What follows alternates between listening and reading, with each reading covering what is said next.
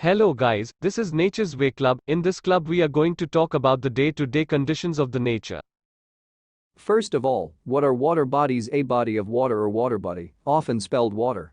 Body is any significant accumulation of water, generally on a planet's surface.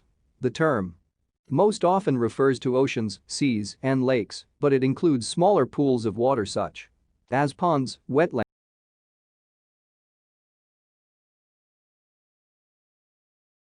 Wildlife often mistakes plastic for food.